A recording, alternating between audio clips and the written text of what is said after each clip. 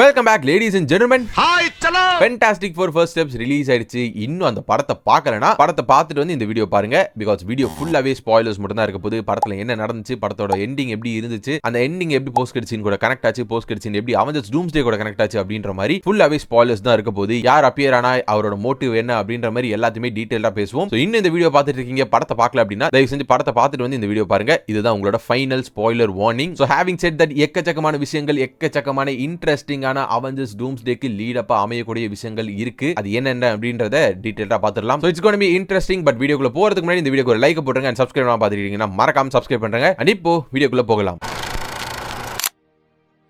So எடுத்தோடனே post credit scene breakdown தான் வேணும் அப்படின்றவங்க, இந்த படத்தோட எக்ஸ்பிளனேஷனும் இல்லை இந்த படத்தோட எண்டிங்லாம் தேவையில்ல, போஸ்ட் கிரெடிட் சீன் மட்டும் தான் வேணும் அப்படின்றவங்க ஒரு 1 or 2 minutes ஸ்கிப் பண்ணிட்டு அடுத்த செக்மெண்ட்டுக்கு போயிடுங்க. ஷார்ட் அண்ட் கிறிஸ்பா இந்த படத்தில் என்ன நடந்துச்சு, எண்டிங் எப்படி இருந்துச்சு அப்படின்றத சொல்ல போறேன். ஸோ பேசிக்கலி இந்த படம் வந்து எப்படி ஆரம்பிக்குதுன்னா, இவங்களுக்கு பவர்ஸ் கிடைச்சி 4 வருஷம் கழிச்சு என்ன நடக்குது அப்படின்றத நமக்கு வந்து கதையாவே காமிச்சிருந்தாங்க. 1961 தான் அப்போ பேசிக்கலி இந்த கதை வந்து ஆரம்பிக்கணும். ஆக்சுவலா 1961 தான் ஃபேண்டாஸ்டிக் ஃபோரோட ஃபர்ஸ்ட் காமிக்ஸ்மே ரிலீஸ் ஆயிருந்துச்சு. ஸோ அதுக்கான ஒரு சின்ன ரெஃபரன்ஸ் மாதிரி இருந்துச்சு. ஸோ படம் பேசிக்கலி சூ ஸ்டார்ம் பிரெக்னென்ட் ஆகுறதுல இருந்து தான் ஆரம்பிக்குது. இவங்க பிரெக்னென்ட் பல மாசங்களுக்கு எல்லாமே நல்லதாவே நடந்து திடீர்னு ஒரு நாள் சில்வர் சர்ஃபர் வந்து இவங்க பூமிக்குள்ள வராங்க. வந்து இந்த மாதிரி கேலக்டஸ் வந்துட்டு இருக்கான், உங்களோட பிளானட்டை கன்சியூம் பண்றான் அப்படின்ற மாதிரி வார்ன் பண்ணிட்டு போயிடுறாங்க. அவன் இங்க வரதுக்குள்ள நம்ம போயிட்டு கேலக்டஸை பார்க்கலாம் அப்படின்னு சொல்லிட்டு இந்த ஃபேண்டாஸ்டிக் ஃபோர் வந்து கேலக்டஸை பார்க்கறதுக்காக போறாங்க. பட் கேலக்டஸ் கிட்ட போனதுக்கு அப்புறம் தான் நம்ம பண்ணது ஒரு தப்பு அப்படின்ற மாதிரி அவங்களுக்கு வந்து புரியுது. பிகாஸ் இப்போ வந்து கேலக்டஸோட மோட்டிவ் வந்து இவங்களோட உலகம் கிடையாது, இவங்களோட பிறக்காத பையன் தான் கேலக்டஸ்க்கு இப்ப தேவை அப்படின்றத வந்து இவங்க புரிஞ்சுக்கிறாங்க.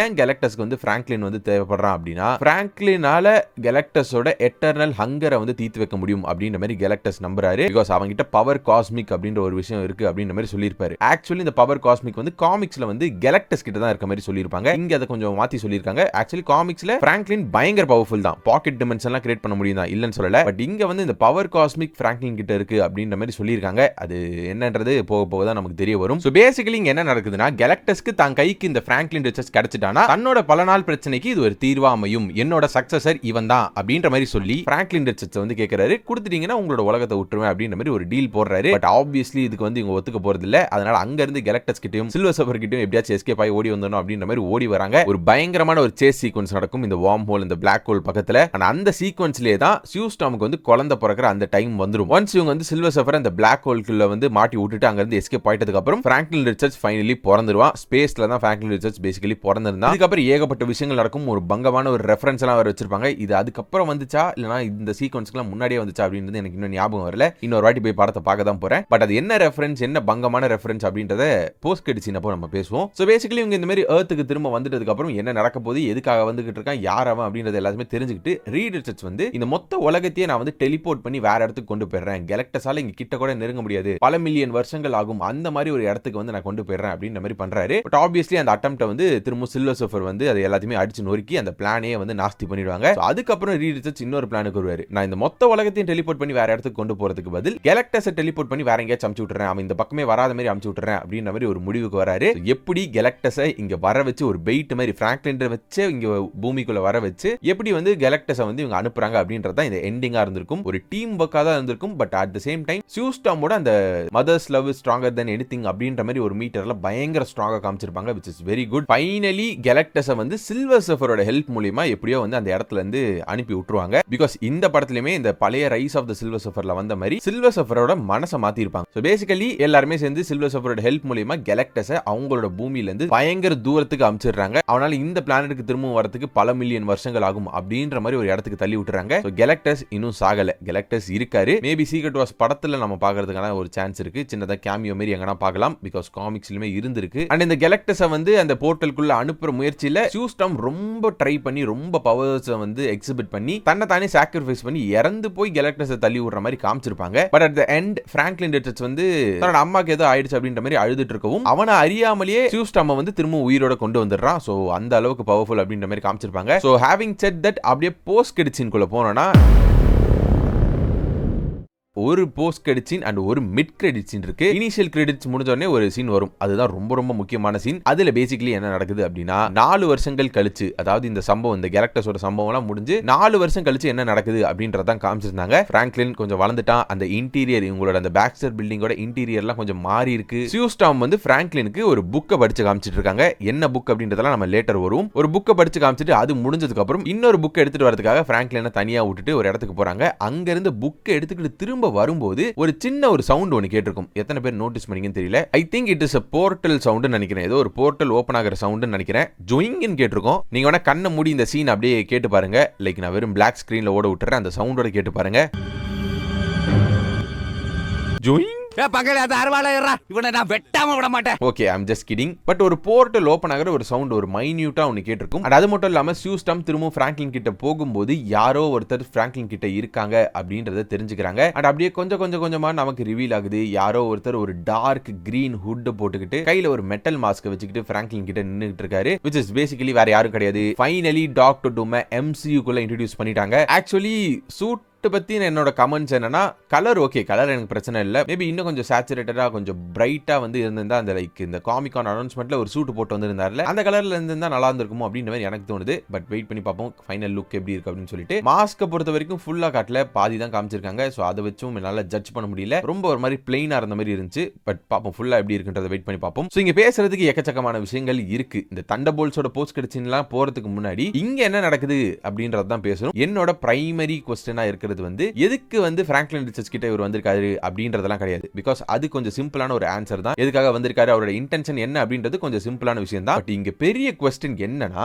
படத்துக்குள்ள ஒரு ரெஃபரன்ஸ் வச்சிருப்பாங்க. ஃபியூச்சர் ஃபவுண்டேஷனோட ஒரு மீட்டிங் மாதிரி, இந்த யுனைடெட் நேஷன்ஸ் மீட்டிங் மாதிரி எல்லா நாடு மக்களும் வந்திருப்பாங்க. ஒவ்வொரு நாட்டோட அந்த பேர் வந்து லைக் டெஸ்க்ல வச்சிருப்பாங்க. அந்த மாதிரி லாட்வேரியா அப்படின்ற பேரையும் மென்ஷன் பண்ணிருப்பாங்க. பட் அந்த டெஸ்க்ல லாட்வேரியாவை ரெப்ரசென்ட் பண்றதுக்கு யாருமே இருந்திருக்க மாட்டாங்க. இது எத்தனை பேர் படத்துல நோட்டீஸ் பண்ணீங்கன்றது தெரியல. பிகாஸ் என்னோட தியேட்டர்லயே நானு என்னோட ஃப்ரெண்டு அப்புறம் இன்னும் ஒரு 4-5 பேர் தான் நோட்டீஸ் பண்ணி கத்தணுமே. அதுக்கு மத்தவங்க எல்லாரும் எதுக்கு கத்தனானுங்க அப்படின்ற மாதிரி தான் பார்த்துட்டு இருந்தாங்க. மேபி யாரும் அதை படிக்கலையா, யாரும் பார்க்காம விட்டாங்களா, இல்லனா உங்களுக்கு லாட்வேரியானா என்னன்னு தெரியலையான்னு தெரியல. பேசிக்கலி நான் இப்ப சொல்றேன், லாட்வேரியானா டாக்டர் டூம் இருக்க கண்ட்ரி தான் அது. Basically doctor Doom is the ruler of Latveria. So அவர் தான் இந்த மீட்டிங்ல அந்த இடத்துல வந்து உட்கார்ந்திருக்க வேண்டியது. ஆனா அந்த இடத்துல அவர் இல்ல. நம்ம வந்து சொல்லலாம் வேற யாருன்னா இந்த லாட்வேரியாவோட ரூலரா இருக்கலாமே, அது ஏன் டாக்டர் டூமா தான் இருக்கணும், மேபி இன்னும் விக்டர் வான் டூம் வந்து டாக்டர் டூமா மாறல அப்படின்ற மாதிரிலாம் யாருன்னா கேட்கலாம். பட் வேற யாருன்னா லாட்வேரியாவோட ரூலரா இருந்திருந்தாங்கன்னா மேபி அவங்க இந்த மீட்டிங்க்கு வந்திருப்பாங்க. இது டாக்டர் டூம் விக்டர் வான் டூமாவே இருக்கவே அவன் எதுக்கு வரணும் அப்படின்ற மாதிரி இருந்திருப்பான். நானா வரல அப்படின்ற மாதிரி இருந்திருக்கிறதுக்கான சான்சஸ் அதிகமா இருக்கு. சோ லெட் அஸ் அஸ்யூம் அது வந்து டாக்டர் டூம் தான். டாக்டர் டூம் தான் அந்த இடத்துல இருந்திருக்க வேண்டியது.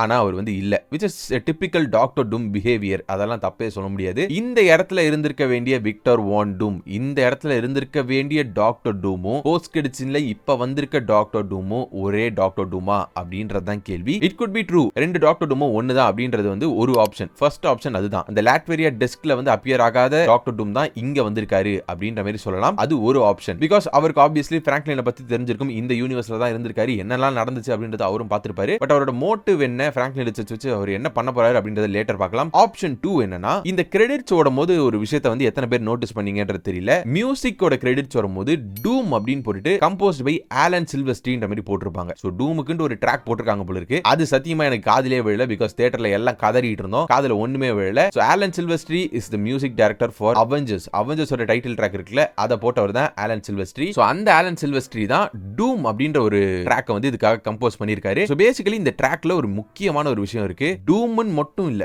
டூம் क्वेश्चन மார்க் அப்படின்ற மாதிரி பேர்ல தான் இந்த ட்ராக்கே வச்சிருப்பாங்க. ஏன் இது ரொம்ப முக்கியம் அப்படின்ற மாதிரி சொல்றேன்னா, இந்த யூனிவர்ஸ்ல ஒரு டாக்டர் டூம் இருக்கான், ஒரு விக்டர் வான் டூம் இருக்கான். லாட்வேரியாவை அவன் ரெப்ரசென்ட் பண்ணிருக்கணும். அவனை டெஃபினட்டா இந்த ஃபேண்டாஸ்டிக் 4க்கு வந்து தெரிஞ்சிருக்கணும். இந்த ஃபேண்டாஸ்டிக் 4க்கு ஆல்ரெடி இந்த யூனிவர்ஸ்ல இருக்க இந்த 8-8 யூனிவர்ஸ்ல இருக்க விக்டர் வான் டூமை பத்தி தெரிஞ்சிருக்கணும். ஆனா நான் என்ன சொல்றேன்னா, this might be a different doctor Doom. Post கிரெடிட்ஸ்ல வந்தது டிஃபரண்டான ஒரு டாக்டர் டூமா இருக்கலாம், டிஃபரண்டான ஒரு யூனிவர்ஸ்ல இருந்து வந்த டாக்டர் டூமா இருக்கலாம். இந்த டூம் क्वेश्चन மார்க் அப்படின்றது எப்படி இருக்குன்னா, அது டூம் தானே, நீ டூம் தானே, நீ விக்டர் தானே அப்படின்ற மாதிரி கேக்குற மாதிரி இருக்கு. நம்ம கேக்குற மாதிரி இல்ல. நமக்கு தெரியும் அது விக்டர் வான் டூம் லைக் டாக்டர் டூம் தான் அப்படின்றது நமக்கு தெரியுது. இத வந்து சியூஸ்டமோட பெர்ஸ்பெக்டிவ்ல இருந்து பாருங்களேன். பின்னாடில இருந்து நடந்து வந்துட்டே இருக்காங்க. டாக்டர் டூம் மாதிரி இருக்கக்கூடிய ஒருத்தனை பாக்குறாங்க. லைக் இந்த யூனிவர்ஸ்ல டாக்டர் டூம் பாக்குறதுக்கு வேற மாதிரி இருக்கலாம், அவுட்ஃபிட் வேற மாதிரி இருக்கலாம். அதுக்கு சிமிலரா இருக்கக்கூடிய ஒரு டாக்டர் டூமை இவங்க பாக்குறாங்க. பார்த்துட்டு விக்டர் நீ அது அப்படின்ற மாதிரி ஒரு பாக்குற மாதிரி இருக்கு. அதுக்கேத்த மாதிரி தான் அந்த கம்போஸ் பண்ணிருக்காங்களோ அப்படின்ற மாதிரி இருக்கு. சோ இது வந்து ரெண்டு விதமாவும் போகலாம். லாட்வேரியாவோட அந்த டெஸ்க்ல இருக்க வேண்டிய டாக்டர் டூமும் போஸ்ட் கிரெடிட்ஸ்ல வந்த டாக்டர் டூமும் ஒரே ஆளாவும் இருக்கலாம். இல்லனா இந்த யூனிவர்ஸ்ல வேற ஒரு டாக்டர் டூம், இவங்களுக்கு பரிச்சயமான டாக்டர் டூம் வேற ஒருத்தன். பட் போஸ்ட் கிரெடிட்ஸ்ல வந்திருக்கிறது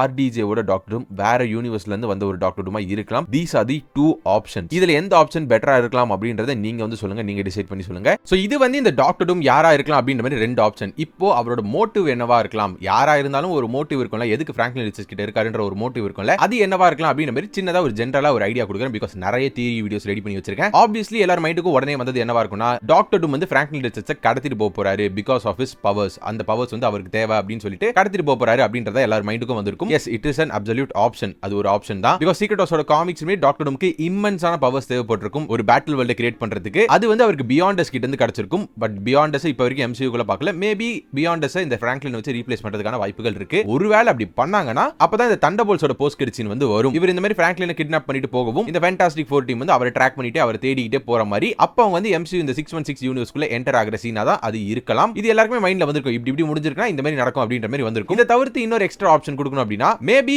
டாக்டர் டூம் அந்த இடத்துல வந்தது வந்து பிராங்க்லினை கிட்னாப் பண்றதுக்குலாம் கிடையாது, ஃபேண்டாஸ்டிக் ஃபோர் கிட்ட பேசுறதுக்காக இருக்கலாம். அவங்க கிட்ட பேசி அவங்களை கன்வின்ஸ் பண்ணி அவங்க கூடவே சேர்ந்து இந்த 828 யூனிவர்ஸ்ல இருந்து வெளியே போறதுக்காக இருக்கலாம். மேபி அவர் வந்து ஆல்ரெடி இந்த இன்கர்ஷன்ஸ்லாம் கண்டுபிடிச்சிட்டாரு, இந்த யூனிவர்ஸ் வந்து இன்கர்ஷன்ல இருக்கு, இது அழிய போகுது அப்படின்ற மாதிரி எதனா ஒரு விஷயத்தை கண்டுபிடிச்சிட்டு இவங்க கிட்ட இதெல்லாம் சொல்லாம பயங்கரமா எதனா மேனிபுலேட் பண்ணி இந்த ஃபேண்டாஸ்டிக் ஃபோர் கூடவே சேர்ந்து அவங்களோட ஷிப்லயே இந்த யூனிவர்ஸ்ல இருந்து வெளியே போற மாதிரி இருக்கலாம். Because Doctor Doom is a great manipulator. அதெல்லாம் அசால்ட்டா பண்ணக்கூடிய ஆள். பட் என்ன ரீசன் சொல்லுவாரு, என்ன பண்ணுவாரு, எதனால இவங்க வந்து வெளியே போவாங்க அப்படின்றதுலாம் அதுவும் ஒரு கேள்வியா இருக்கும். ஒருவேளை இது உண்மையா இருந்துச்சுன்னா அந்த போஸ்ட் கிரெடிட் சீன்ல பார்த்த அந்த ஃபேண்டாஸ்டிக் ஃபோர் ஷிப்ல இவங்க 6 பேருமே இருக்கணும். 4 பேர் இந்த fantastic four, Franklin and doctor Doom. இந்த மாதிரி இன்னொரு ஆப்ஷனும் இருக்கு. இந்த மாதிரி ஏகப்பட்ட தியரிஸ் வரும், ஏகப்பட்ட ஐடியாஸ் வந்து மைண்டுக்கு வருது. எல்லாத்தையும் இந்த வீடியோல கொட்ட வேணாம்னு பார்க்கறேன். நிறைய வீடியோஸ் வந்து வரப்போகுது. அடுத்த ஒரு வருஷத்துக்கு ஒரு படமும் கிடையாது. இந்த மாதிரி நிறைய தியரிஸ் என்னென்னலாம் தோணுதோ அந்த மாதிரி மாத்தி மாத்தி பேசிட்டு இருக்க வேண்டியதான். நிறைய இன்ட்ரெஸ்டிங்கான வீடியோஸ் இருக்கு லேடிஸ் அண்ட் ஜென்டில்மேன். சோ அதெல்லாம் பார்க்கணும்னா மறக்காம இந்த வீடியோக்கு ஒரு லைக் போட்டு சப்ஸ்கிரைப் பண்ணாம பார்த்துட்டீங்கன்னா மறக்காம சப்ஸ்கிரைப் பண்ணுங்க. It's gonna be interesting. So உங்களுக்கு கூடிய சீக்கிரம் வேற ஒரு இன்ட்ரெஸ்டிங்கான வீடியோல வந்து சந்திக்கிறேன். Until then, stay safe. See you soon. Bye.